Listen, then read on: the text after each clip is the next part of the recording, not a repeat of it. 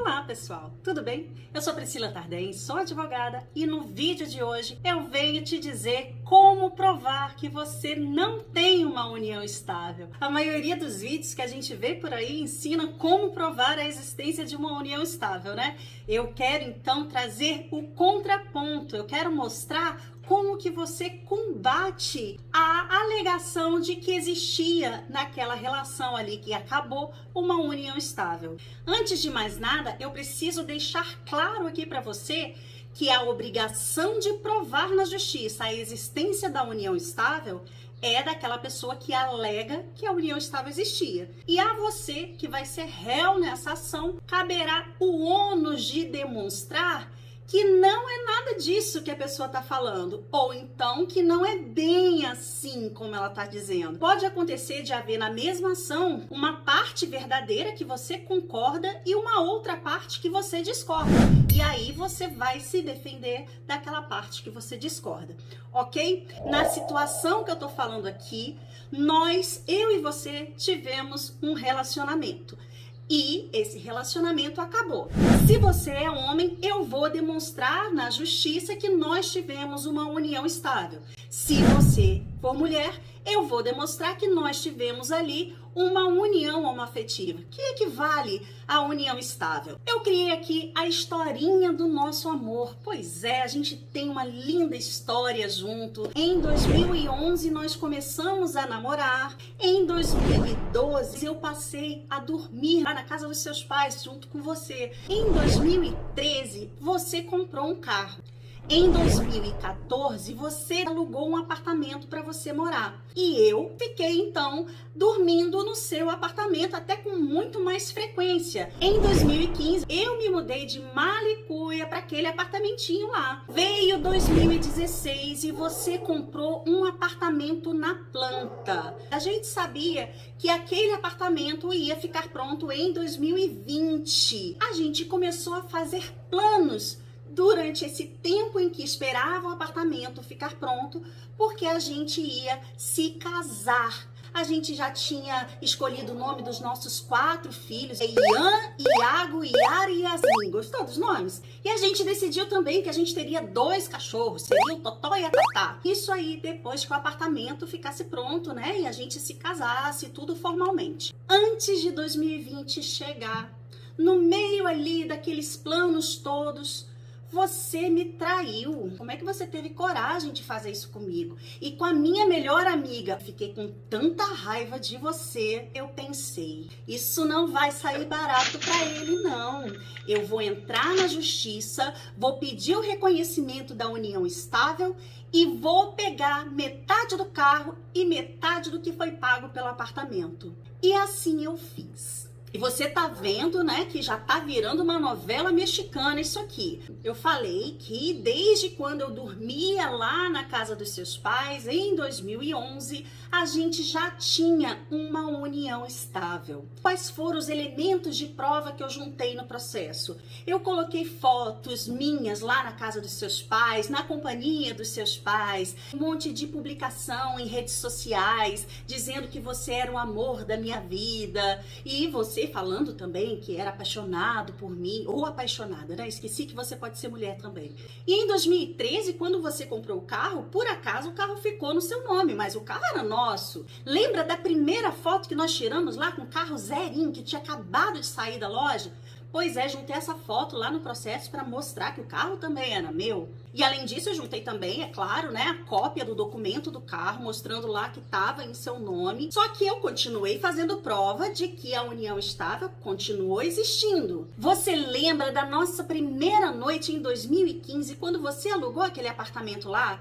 E que nós fomos dormir lá, não tinha nada no apartamento, a gente dormiu num colchão inflável lá no chão, tudo vazio, e nós lá na nossa primeira noite no apartamento, que a gente tirou um monte de foto, lembra? Juntei essas fotos no processo para dizer que naquele momento ali a gente estava se mudando junto para aquele apartamento ali. Eu juntei também a cópia do contrato de aluguel em que eu figurava ali como testemunha para mostrar que quando você alugou aquele apartamento lá, você alugou em seu nome, mas foi pra gente. De 2015, eu juntei ao processo várias faturas da TV a cabo que eu contratei lá pro apartamento. E eu juntei também a foto da carteirinha lá de acesso do condomínio lá onde a gente morava, porque ali estava dizendo que eu era moradora. Você se lembra que você foi atropelado também em 2015? Quando você ficou lá internado, eu tive que preencher uma ficha lá dizendo que eu era sua acompanhante do hospital. E eu também juntei isso. Eu juntei várias fotos nossas nas redes sociais e também fotos com os amigos, em churrasco da sua empresa, tudo para demonstrar que a nossa relação era pública, todo mundo conhecia, todo mundo sabia que nós estávamos juntos, que nós éramos um casal. Tirei até foto dos porta-retratos que a gente tinha com a foto de nós dois no apartamento que a gente morava. De 2017 em diante, a gente já estava ali planejando o casamento. Eu juntei aquele monte de orçamento de buffet, de vestido de noiva, de tudo isso aí que a gente tem que gastar num casamento, né? Eu juntei tudo no processo para mostrar que a nossa relação era tão firme que a gente ia até casar. Chegou 2019, que foi o ano que você me traiu, e juntei o recibo da mudança que eu fiz lá do endereço que a gente morava para casa dos meus pais. Eu te abandonei. Essas foram as provas que eu coloquei dentro do processo. Então, só para a gente entender aqui na matemática, o que eu tô pedindo nessa ação? Metade do carro e metade do que foi pago pelo apartamento durante aí o tempo da relação. 95 mil reais. Vai me dar o dinheiro? Quer o meu Pix? Ou vai querer se defender? Não era nada disso, a gente nunca teve uma união estável. Você sempre deixou tudo muito claro que o que a gente tinha ali era um namoro e que se desse certo ali aquela relação como um namoro, a gente iria se casar. Era esse o plano e foi isso que ficou claro desde o início. Eu entrei com aquela ação querendo me dar bem, eu não tinha direito a nada, porque tudo não passou de um namoro qualificado, que é aquele que se assemelha muito à união estável, mas que tem uma diferença extremamente importante: a não intenção de constituir família naquele exato momento. Nós formaríamos uma família quando nós nos casássemos em 2020. Então você decidiu se defender dessa ação.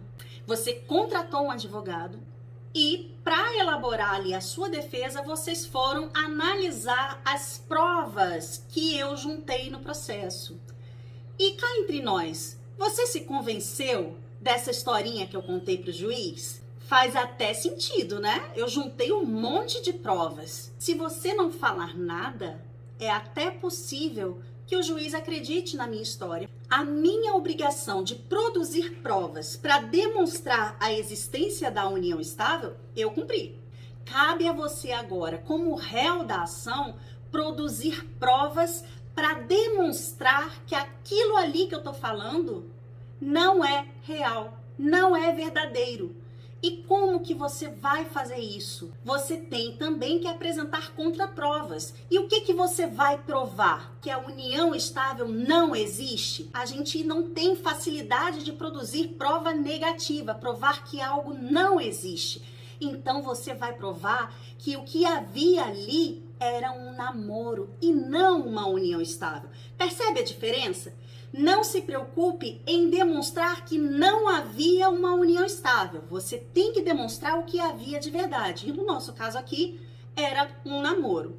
Então, vamos ver o que você produziu de provas. Para começar, você juntou um monte de conversas nossas por e-mail, por WhatsApp, em que a gente sempre se tratou por namorado e namorada. E quando a gente falava da nossa relação, a gente usava o termo namoro. Sempre foi assim.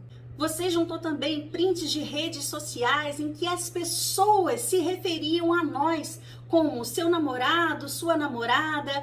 E isso aí também demonstra que havia ali socialmente um reconhecimento de nós como um casal? Sim, mas como um casal de namorados e não de marido e mulher. E aí você lembra do contrato de locação do imóvel que eu apareci lá assinando como testemunha? Nesse contrato ali tem a qualificação sua e você se qualificou como solteiro. Você poderia ter colocado ali que você vive em união estável. Não é obrigatório, mas pode colocar. De 2013, eu achei o recibo da floricultura, que no dia dos namorados eu mandei flores para você, lá no endereço dos seus pais, para mostrar que naquela data você ainda morava com seus pais, não morava comigo.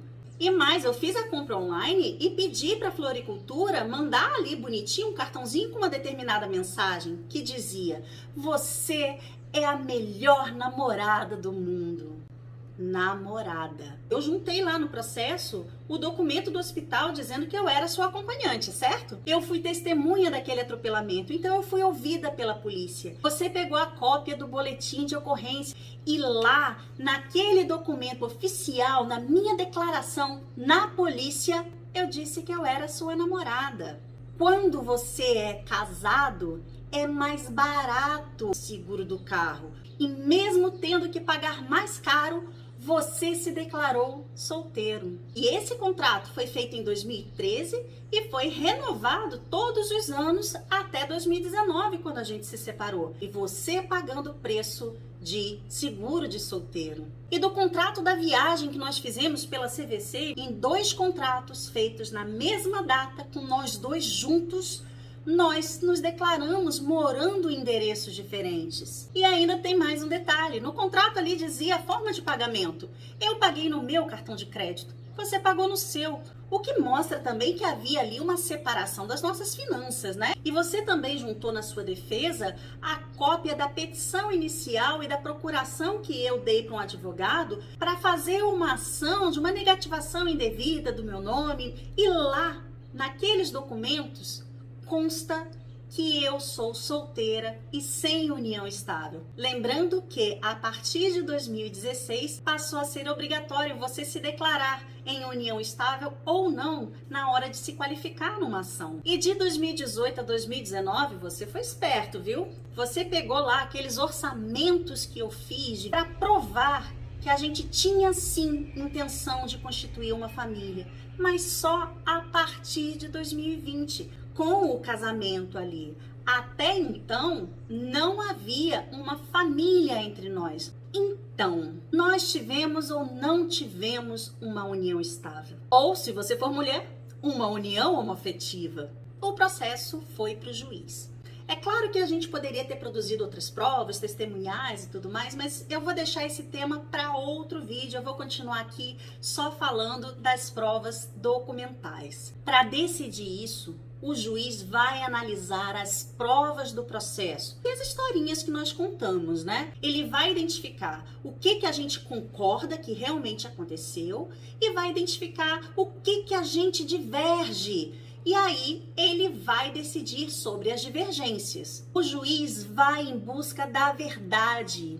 E o que é verdade? Nossa, se a gente for entrar aqui na filosofia para falar sobre o que é verdade, a gente não sai daqui hoje, né? Então, a gente vai trabalhar com o conceito de verdade processual. É a verdade que está no processo. É aquilo que ficou demonstrado no processo.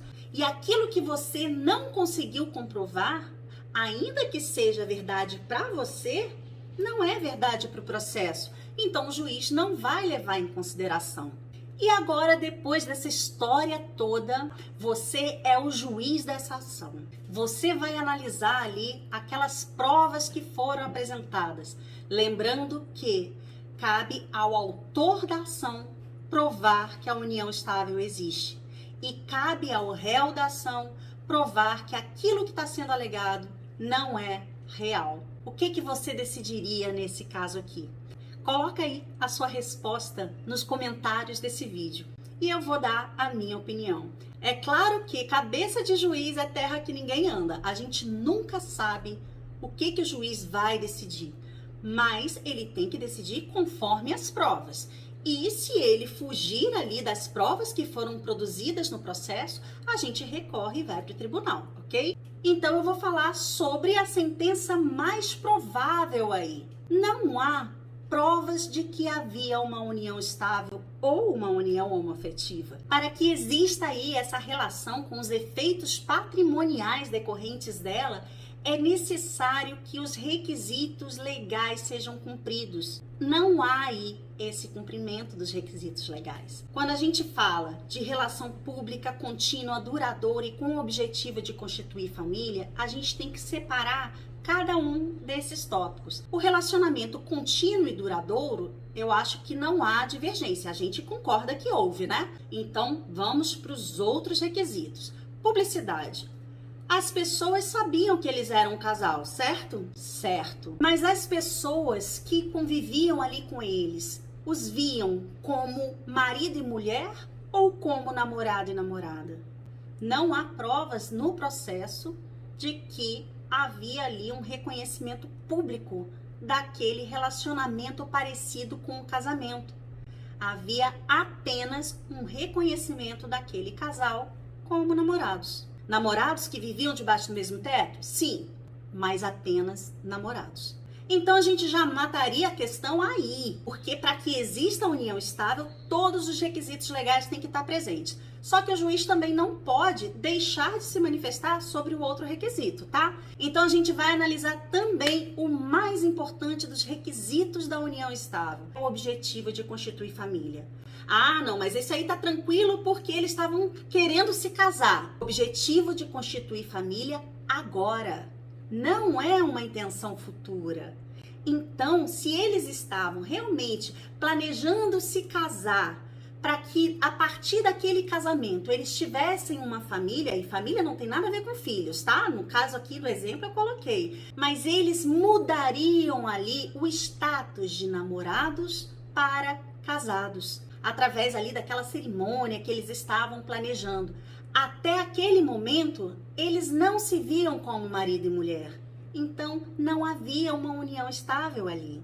Isso ficou demonstrado nas provas do processo. Ela demonstrou que morava debaixo do mesmo teto, ela demonstrou que ela tinha uma convivência dentro da casa dos pais dele, depois da casa dele, ela demonstrou que havia ali a relação amorosa, mas em nenhum momento ela demonstrou que aquele casal se comportava como marido e mulher. Aquilo tudo que ela provou não faz prova da união estável, prova apenas o relacionamento amoroso.